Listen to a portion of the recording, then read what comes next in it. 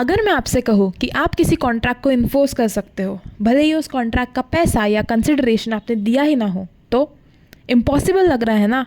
लेकिन Indian contract act में ये बिल्कुल पॉसिबल है और इसी प्रिंसिपल को समझाता है famous case चिन्नया versus Ramaiah.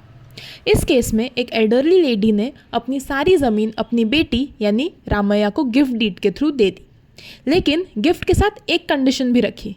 Condition ये थी कि बेटी हर साल 653 रुपीज़ अपनी मौसी यानी कि उस एल्डरली लेडी की बहन चिन्नया को देगी।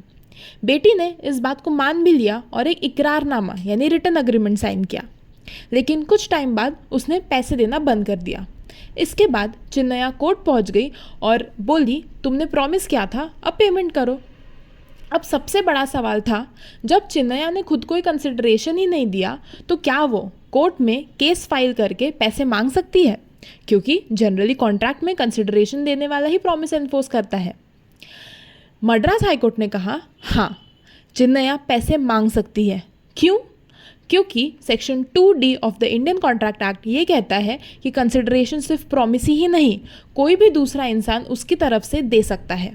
यहाँ कंसिडरेशन दिया था रामैया की माँ ने, जब उसने अपनी प्रॉपर्टी अपनी बेटी को गिफ्ट की और उस गिफ्ट के बदले बेटी ने चिन्नया को हर साल ₹653 देने का प्रॉमिस किया।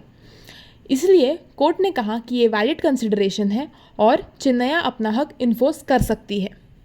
इस केस ने इंडियन कॉन्ट्रैक्ट लॉ का एक बहुत इंपॉर्टेंट प्रिंसिपल इस्टेब्लिश किया। इंडिया में कंसिडरेशन थर्ड पार्टी भी दे सकता है।